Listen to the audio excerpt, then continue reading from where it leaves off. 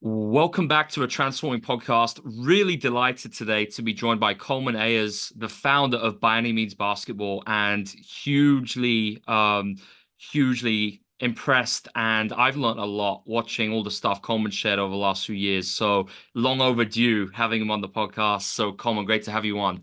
Yes, sir. Appreciate you having me, man. It's definitely long overdue, so I'm excited.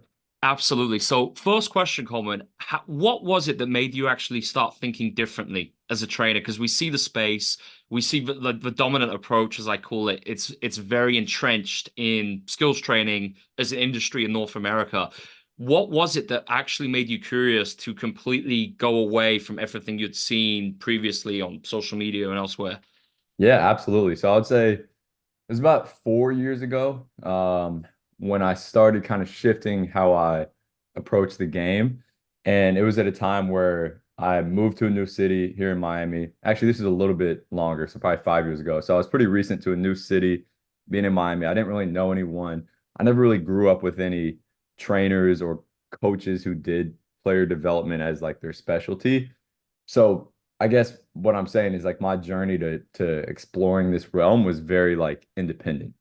And people ask me all the time, like, yo, who are your mentors? And I would definitely say I have a broad range of mentors on maybe like life and business and even basketball too. But I never really had one mentor where I just kind of copied and pasted, which I think like I was hungry for that at first, but I realized now that that was the best thing possible because to answer your question, I had to go and kind of search on my own for like what is player development? How do we get players better? And it wasn't just let me take these bunch of drills and put them together that people have been doing for years. It was more so like, okay, I'm going to watch basketball, I'm going to reverse engineer it, and then I'm going to read skill acquisition studies, books, talk to people who are smart in that because I figured if I'm a skills trainer, it's smart to talk about skill acquisition. So that was a while ago. It didn't happen at first. Like I was still doing some traditional stuff as we all did at We've all first. been there, yep. Oh yeah, it's just the nature of it. But eventually I just started watching the game. I played a lot of basketball. I still do just to kind of keep the feel for it while I'm still young. And I just realized like, hey, what I see on social media, what I did with, coaches growing up, what I see a lot of my players do with coaches, it just doesn't seem to make sense. So I guess reading a few really like cornerstone books, diving head onto the research for about a year and a half, and then just watching a lot of basketball and thinking about it in a way that I feel like most people don't. That kind of projected me into this new space of thinking where I was like, okay, we got to do this a little bit differently." Yeah, I love that. So, a lot of coaches, maybe they're first accessing some of the skill acquisition research that you mentioned, Colin. Like, was it a case of you were reading it and then just practically being able to apply it straight away? And is there any advice you'd give to coaches or trainers as they navigate this for the first time, how they can actually read it? Because it's not always easy with some of the language. Yeah, absolutely. I would say if you are interested in diving into it as a coach, definitely read it. Don't feel the pressure to pick up every word because there's going to be stuff that you do not understand, and that's okay. We're not scientists. Like we want to be able to leverage scientists to do our job better, but we don't want to. We're never going to be scientists. Um, However, it's really not as dense as I think some people think. Like some people kind of approach it like it's this big, massive like burden on them, which is again understandable. But I do think like if you go in, if you just glean a couple things here and there, and like you said, go try it, go apply it, and experiment with it, whether that's on yourself, whether that's with some players that you work with constantly and they're willing to kind of experiment and be a lab rat. That's to me the best combo. And also just talking to other coaches about it. Like if you have two or three other coaches who are very, very curious and driven to learn, and you guys talk about concepts, whether you're in a group chat, whether you hop on phone calls. That was one thing that I did, whether it's with Tyler, who Yes, you know as exactly. well, We'll have had the Martine. episode with Tyler out Oh by the yeah, time we add this one, so that's let's great. go. Yeah, Yeah, yeah, yeah. awesome, awesome. Yeah, so Tyler, we hopped on phone calls a lot. Martine, like a lot of these guys, my guy Gabe out in San Diego, we just hop on phone calls and be like, okay, let's dissect this huge concept, and then see how we can make it practical. And again, I think if you take the research and then go apply it and honestly do more application than reading research. And that's how you get your best results. And then for me, like I shifted away from the research a few years ago. I still stay in tune with like new research that comes out, and I try to talk to people who are still like very research heavy. But for me, I switched my focus over to just pure application Yeah. because I felt like it's still a very early stage industry and field. Basketball skill acquisition specifically, but even skill acquisition, and motor learning is still pretty early. So it's not like the medical field where there's like a Sure. new development each day.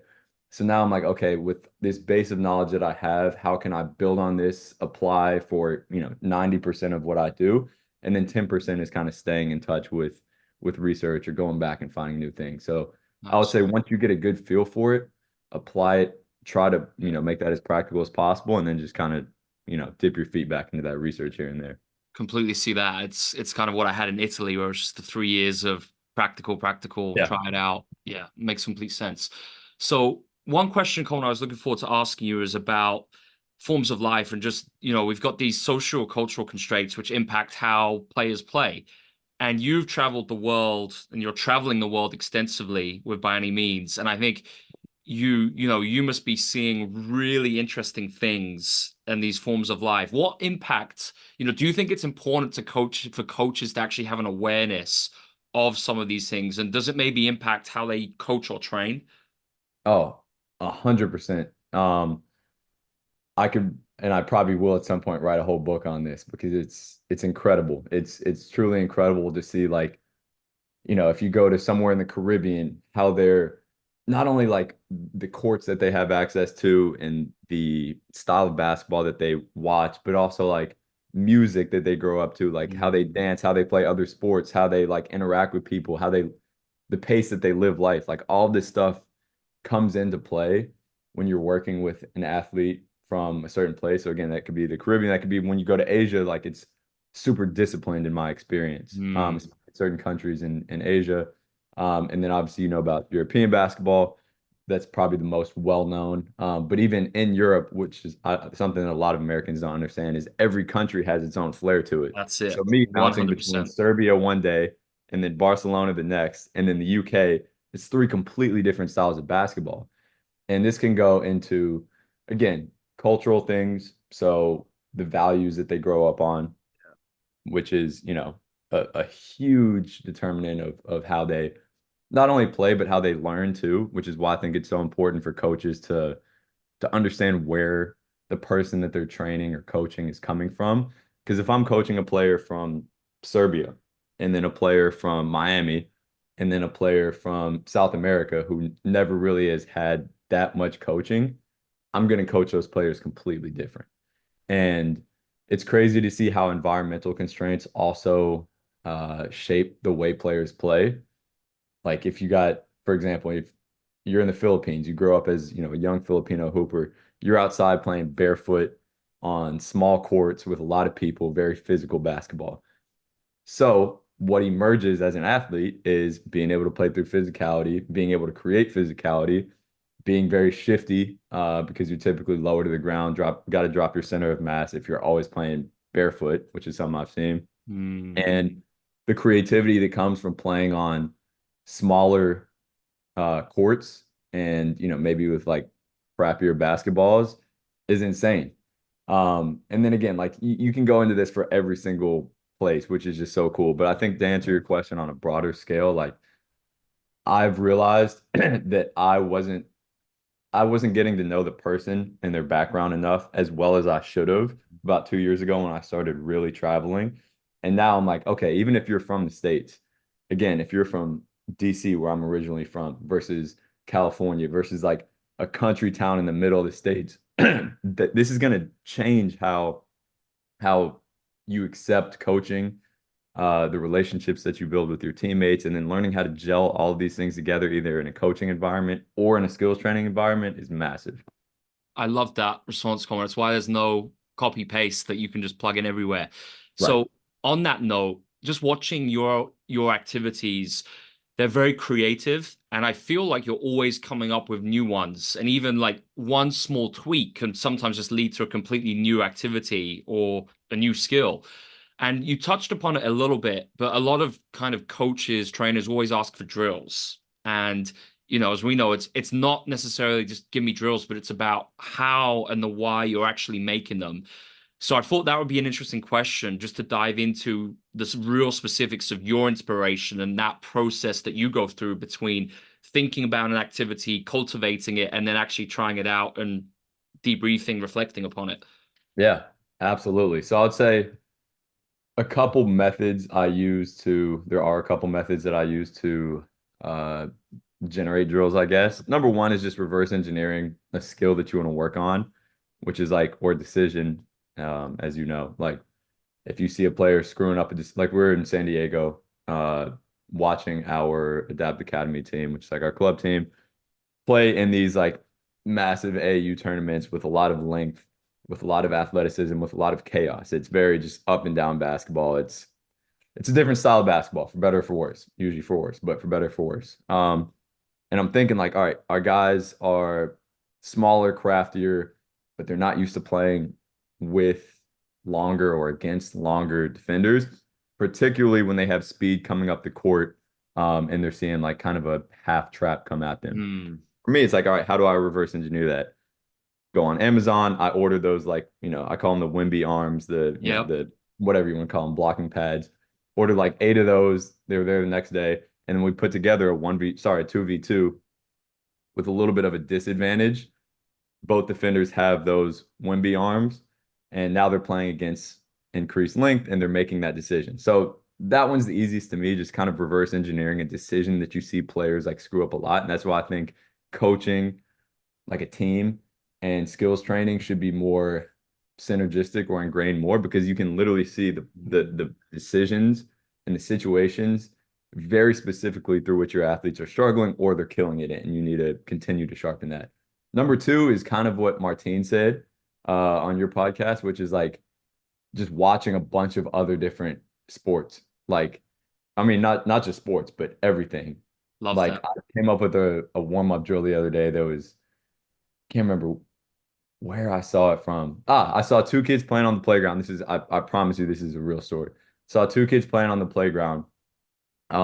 They're playing soccer, and I was in the UK. It was on a Europe tour, and they score a goal. They run up to each other. They do like a little shoulder bump, and they both land in like a crazy position. And I see that. I'm like, that's a drill. That's a drill. So literally like 2 days later, we're in Germany. I'm like, all right, warm up drill. We're gonna work on landing a bit. Got the guys to go up to each other, bump each other as hard as they can, and they got to land as soft as they can. So I'm always kind Awesome. of gaining inspiration from like other things outside of basketball. It's not even other sports, but just things outside of basketball. And you'd be surprised at just like when you open your mind to the world, how many just little ideas can come about. And then I would say the last thing is thinking about qualities that you can train within a skill. So I kind of break it down to like, okay, you have a big skill. That skill could be pull-up jumpers, say, or 3-pointers off the dribble, moving laterally. Say that. That's the big skill. Now, if you train that in an isolated environment, because this is mainly for like individual sessions, if you train that in an isolated environment with no defense, you're not going to be able to train the full skill sufficiently most times, unless it's, beginner, or they have something very, very, very like distinct that they need to work on. So breaking down the puzzle pieces of that and identifying the qualities behind those, that's where I can make it easier and more digestible for me to come up with drills. So I could say, okay, what's something that they need to work on if they struggle, like moving a little bit laterally into a 3-pointer? All right, well, probably body control moving laterally. Now I can come up with a drill that targets that. I could say like, okay, quick pop off of the ground with that second foot. Like as soon as their second foot hits the ground, they quickly pop off the ground. Helps them elevate, into the air a little bit more. Mm. Whatever. Now I can come up with like a very distinct but also like challenging drill that works on that. So I think being able to kind of like break down these skills into smaller pieces, not smaller pieces, because I'm not somebody who ever wants to train like, the whole part versus whole Sure, thing. I'm sure. very whole based. Yep. But I think there's a distinction between like also being able to train qualities in individual Absolutely. sessions or when athletes are by themselves, it then allows you to actually challenge these things rather than just repping them out with no defense, which, as we all Agree. know, will never really be what we see in a game. Agree. I think that's where differential learning can be really useful Yes, too. And I love how you're using that. Yeah. Um, absolutely.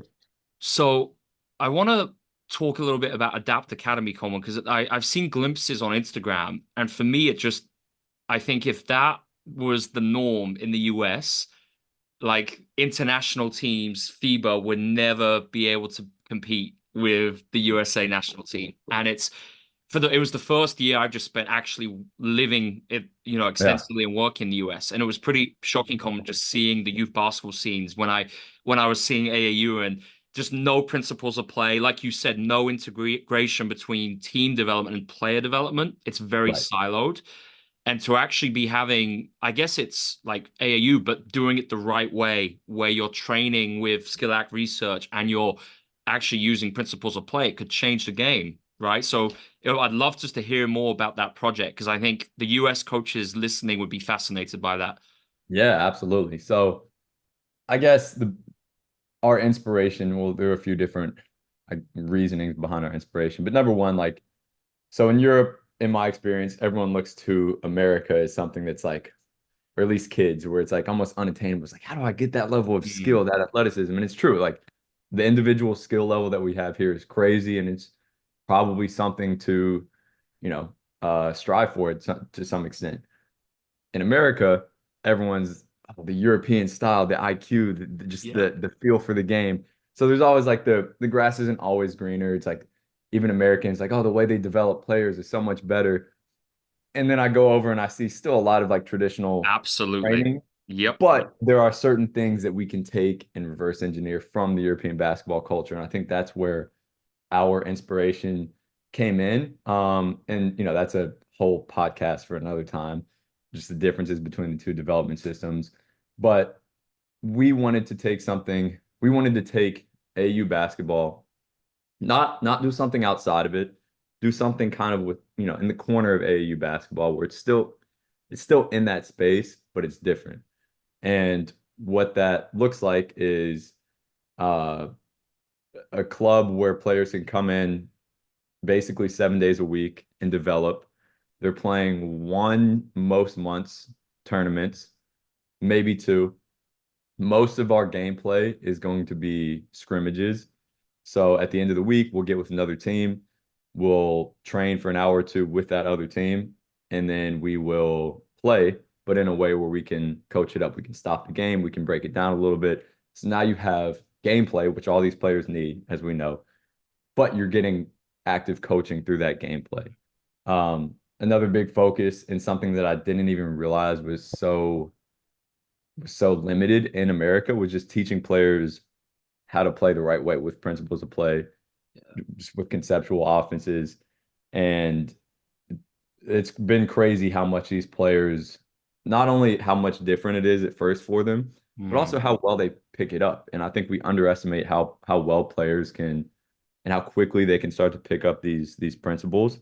But that requires them to be in an environment where they're bought into it, where there's a culture, there's a strong culture. And that's our last one where we want to build something that's truly a family culture. Most AAU programs have players coming in every other week to play with them, and their best player will leave and they'll come yeah. back months later.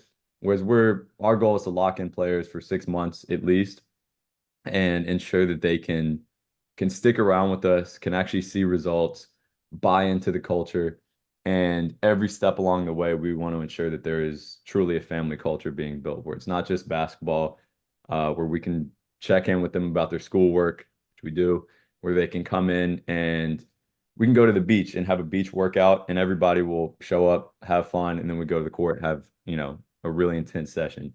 So between those three things, we've started to see, I mean, it's only 2 months in, and we've started to see some really, really big results just in like even players who were kind of falling off with basketball. Mm, Now they're like, my spark is back. I actually love this. They're coming off a season with a really, I don't want to say poor coach, but a coach that may have discouraged them. And now they're back and they're playing better than ever. And I always say, like, look, we're not trying to go on EYBL or the Under Armour Association, we don't those players are going to be good regardless, Yeah, right? And if exactly. a top 50 player, whatever, ever comes to us and is like, yo, I want to buy into this culture, great, I'll accept them. But I'm focused on taking players potentially like myself when I was younger, where I'm not the best player, but I just want somewhere where I can develop, have a family, have an HQ to go develop, and truly pour everything we have into them, everything we've learned over the last, 5, 6 years, and do something a little bit different. And obviously still just the beginning, but I think it's we're in for a good run. I love the cultural side of it, Coleman, because I think it gets so lost in all the skill act talk a lot of the time. And really, I mean, a lot of coaches now are studying that, which is great. But then for me, it makes no sense to do that if you're not a Right. transformational coach. And obviously, I think it's synonymous using the CLA well because it naturally goes with this. But Yeah. yeah, I love that cultural side that you've spoken of. What was also interesting was that you mentioned conceptual offense. And also in player development, I'd say the silent approach is so prevalent that often we wouldn't see trainers necessarily not only do it, but have an awareness of it. And I Right. think it really impacts it because knowing triggers, coverage solutions, how to play with an advantage, I mean, that is player development. So are you guys really incorporating all of that stuff into workouts as opposed to this, traditional approach where it's all team stuff, then player development, but no, it's all one, like you said. Yeah. No, absolutely. And like you said, it's synergistic. So in our, I guess the best way to put it is in our team practices, we are focusing more on how to create an advantage together Love it. and how to work as a team, create an advantage defensively, how to stifle an advantage, how to space, how to shoot the right shots. In our skills workouts, we work a little bit more with an advantage Sure. to allow players to execute those situations. And then sometimes how to create an advantage individually. Because if we can have players who can create an advantage, just like being really good ball handlers or being very smart players, and then we teach them how to not do that most of the time by relying on teammates, by relying on concepts and triggers, that's ideal. So I'd say that's where it differentiates between the two. And we've had parents who are like, yo, your practices and your skill sessions look so similar. Like, what's up with that? And we're like, well, that's because you're sitting there on your phone and you look up and you see them playing with defense and you see them, Mm, working off of a get action, or you see them working off of a flare. And we still will do, 10 minutes of ball handling at the beginning where it's 1v1 stuff, of course. where it's maybe some reactive ball handling, where it's maybe some differential learning. Same thing with shooting, same thing with finishing. We'll still do like our on-air stuff, but it'll all be, with skill act principles in there.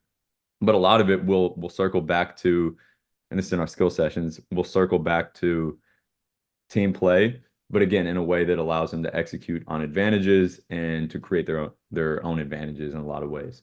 So I'd say that's where the two kind of separate from each other between the practices and the training. But like you said, the two are so synergistic that separating them just wouldn't make sense to me.